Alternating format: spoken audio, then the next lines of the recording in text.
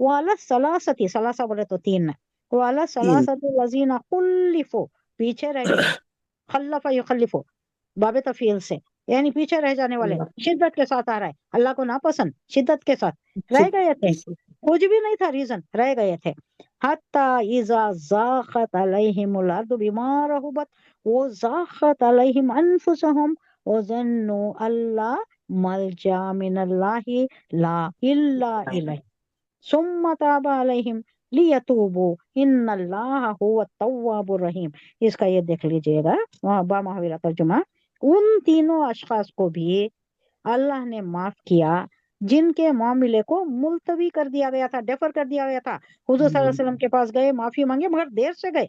वो लोग जो सुतूनों से बांध लिए थे उन्हें पहले चले गए, इन्हों बाद नहीं में। वसल्लम को आको ये करना पड़ा, खोलना पड़ा उनका। ये पहले ही उन्होंने माफी के वास्ते तैयार हो गए थे, निदामत का शिकार हो गए थे, शर्मिंदगी महसूस कर रहे थे। लेकिन ये तीनों नहीं महसूस कर रहे थे, थोड़ा सुस्ती कर रहे थे। हुजूर सल्लल्लाहु अलैहि वसल्लम आ भी गए, फिर भी गए नहीं, बाद में गए तो हुजूर सल्लल्लाहु अलैहि वसल्लम इनका मामला डेफर कर दिए। अल्लाह का जब तक हुक्म नहीं आता मैं क्या भी नहीं करता। अब ये वाकया सुनिए।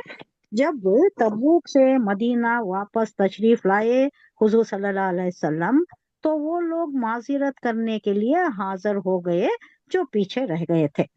उनमें 80 से कुछ ज्यादा मुनाफिक थे और 3 सच्चे मोमिन भी थे। मुनाफिकीन क्या करे, झूठे लेम एक्सक्यूजेस पेश करते गए और हुजूर सल्लल्लाहु अलैहि वसल्लम उनकी माजिरत, उनके एक्सक्यूजेस कबूल करते चले गए। फिर इन तीनों मोमिनों की बारी आई और उन्होंने साफ साफ अपने कसूर का एतराफ कर लिया। नबी सल्लल्लाहु अलैहि वसल्लम ने इन तीनों के मामले में फैसले को मुलतवी कर दिया, डेफर कर दिया, पोस्टपोन कर दिया और आम मुसलमानों को हुक्म दे दिया कि जब तक खुदा का हुक्म ना आए उनसे किसी किस्म का माशरती ताल्लुक ना रखा जाए। सोशल रिलेशंस, कोई सलाम भी करे, आप कोई सलाम करे तो कोई जवाब नहीं देना, कोई कांटेक्ट नहीं रखना, किसी कोई चीज लेना नहीं देना नहीं। 40 दिन तक का ऐसा मामला था कि कोई बात नहीं करता था। हजरत काब बिन मालिक इसका वाकया बयान करती, ये मैं नेक्स्ट क्लास में बयान करती हूँ, वो बहुत लंबा वाकया है वो। अब यहाँ सिर्फ उनका एक ये जो सरसरी तौर पर है वो, इसी मामले का फैसला करने के लिए ये आयत नाजिल हुई। हुजूर सल्लल्लाहु अलैहि वसल्लम इन तीनों के मामले में जो फैसला मुलतवी कर दिया था, आम मुसलमानों को बाइकाट का हुक्म दे दिया था। इतना बाइकाट चला कि कोई इनसे सलाम भी नहीं करता था, इन्हों सलाम करे तो जवाब नहीं देता था 40 दिन तक का। 40 दिन के बाद एक और हुक्म आ गया, और स्ट्रिंजेंट हुक्म है। वो क्या आया, बीवी बच्चों के साथ भी नहीं रहना, उनको नहीं भी था। भेज देना, मायके भेज देना, या तुम खुद चले जाना। इतना सीरियस रिगरस पनिशमेंट इन्हें दिया गया इस मामले का फैसला करने के लिए ये आयत नाजिल हुई।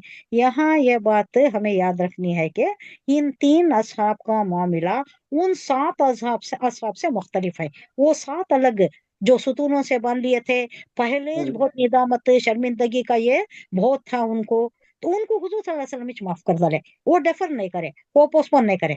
जब तक अल्लाह का वो हुक्म नहीं आ जाता तब तक तुम्हें माफी नहीं दी जा सकती। वो को वैसा पोस्टपोन नहीं करे, उनका एक्सेप्ट कर लिए, उनको माफ कर दिया। ये तीनों का मामला ऐसा था जिसका जिक्र है, किसमें आ रहा है, 99 में आयत में गुजर चुका है, हम पढ़ चुके हैं, ये सरसरी तौर पर पढ़ चुके हैं। उन्होंने बासपुर से पहले ही खुद अपने आप को सजा दे दी थी। हुजूर सल्लल्लाहु अलैहि वसल्लम बुलाना, एक्सप्लेनेशन कॉल फॉर करना, इससे पहले जो उन्होंने निदामत का इजहार कर दिया, शर्मिंदगी का इजहार कर दिया, खुद को सुतूनों से बांध लिया, खुद को ईजा देने लग गए, तकलीफ देने लग गए कि हमने बहुत बुरा किया।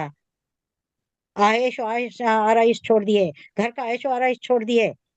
और कितने दिन गुजरे, वो बहुत दिन थे, अच्छा। जिसमें एक सहाबी बेहोश होकर गिर पड़े थे। खाना नहीं, खौर और ख्वाब, ख्वाब और खौर, आपको मैं बताइए इससे पहले। ख्वाब बोले तो नींद, हाँ। खौर बोले तो गिजा, हम्म। ये दोनों से भी ऐसा। महरूम हो गए थे। ये तीनों साहब, अब बात का हिस्सा, ये तीनों साहब काब बिन मालिक, हिलाल बिन उमैया और मुरारा मुमीन इब्न रबिया थे, मुराद। जैसा कि ऊपर हम बयान कर चुके हैं। ये जो वाकया आ गया, तीनों सच्चे मोमिन थे, इससे पहले अपने इखलास का बारहा सबूत दे चुके थे, कुर्बानियां कर चुके थे। और ये जो पहले बात का ये जो है ना, मुरारा और हिलाल का, ये गजवे, ये हर गजवे में, गजवे बदर के भी शिरका में से थे, इन्हों शरीक हो चुके थे, जिनकी सदाकत ईमानी हर शुबे से बालातर थी। यानी ये सादिक थे, सच्चे थे, मुखलिस थे। ये सबूत मिल गया था किसके मुताल्लुक है? हिलाल के मुताल्लुक और इला मुरारा के मुताल्लुक है। इन्हों नहीं थे, काब बिन मालिक नहीं थे इसमें। किसमें? बदरी सहाबी नहीं होना।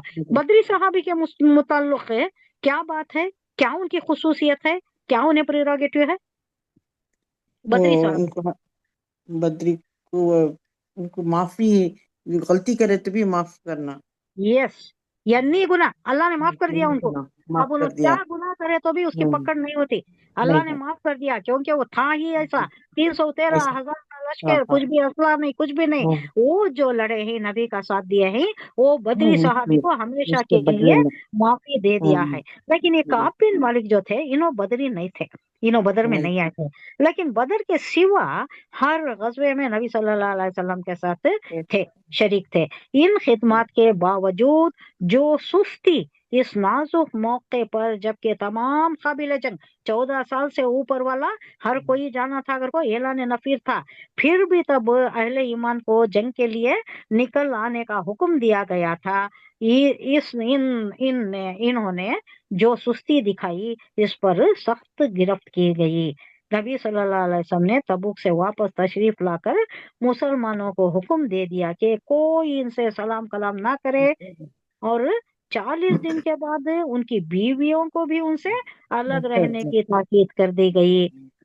मदीने की बस्ती में इनका वही हाल हो गया था कि जिसकी तस्वीर इस आयत में खींची गई है। यानी कोई बात नहीं करता था, कोई इनसे लेन देन नहीं करता था, घर को नहीं आता था, कोई घर को बुलाता नहीं था। और आखिरकार जब इनके ये बाइकआउट को 50 दिन हो गए, तब माफी का ये हुक्म नाजिल हुआ। और वो भी कैसा? वही से आया, वही आई, फजर के भी नहीं, तहज्जुद के वक्त वही आई। ये ऊपर बैठे हुए तहज्जुद पढ़ रहे थे। वो भी शायद कहीं मैं लिख के हूँ ये। ये है बोल सूरे 18 में है बोले थे, तो आयत यहाँ 18 है, में देखिए, आया। मेरे नोटिंग्स में है। गजवा हाँ तबूक, ये बोल रही, सो ये कौन बोल रही? बोले तो टाइम है क्या, मैं बयान कर दूं ये?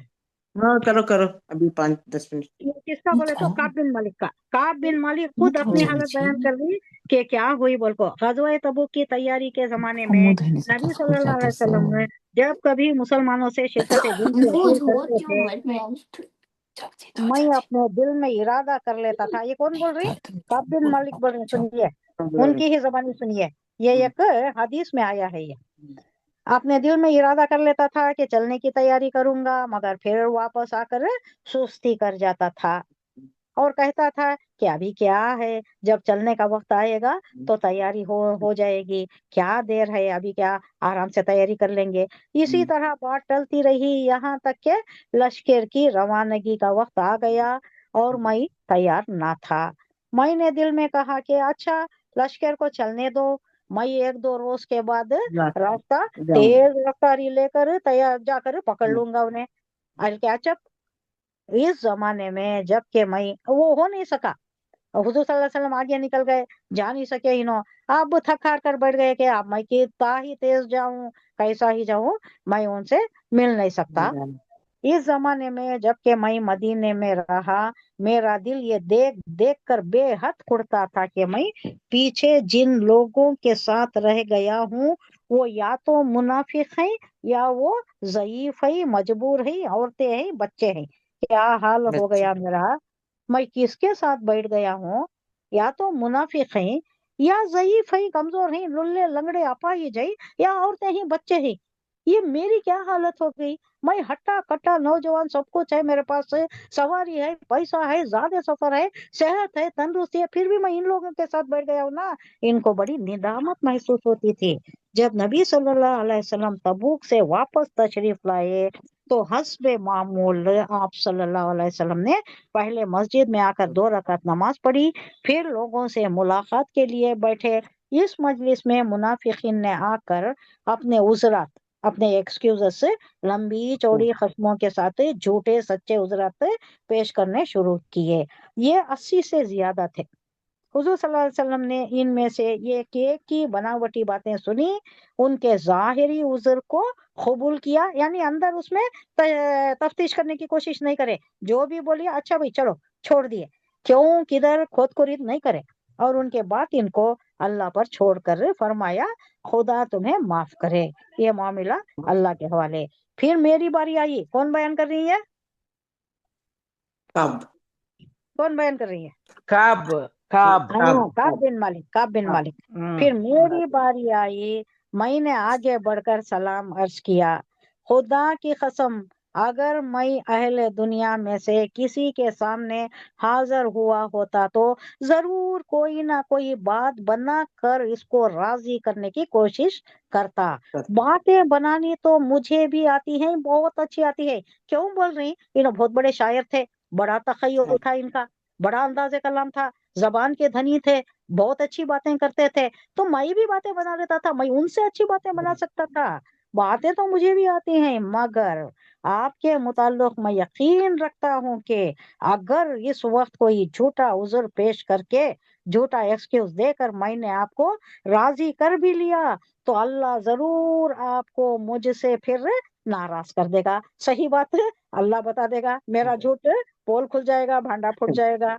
ये कितना यकीन है देखो, अल्लाह वही नाजिल कर देता है, मेरे मुताल्लिक आपको मालूम हो जाता है, तो मैं सही बात बता रहा हूँ। अलबत्ता अगर सच कहूँ तो चाहे आप नाराज ही क्यों ना हो, मुझे उम्मीद है कि अल्लाह मेरे लिए माफी की कोई सूरत पैदा फरमा देगा। अल्लाह से उम्मीद रखो। सच्ची बात बयान कर रही कि हकीकत ये है कि मेरे पास कोई उज़र नहीं है, कोई एक्सक्यूज नहीं है जिसे मैं पेश कर सकूं।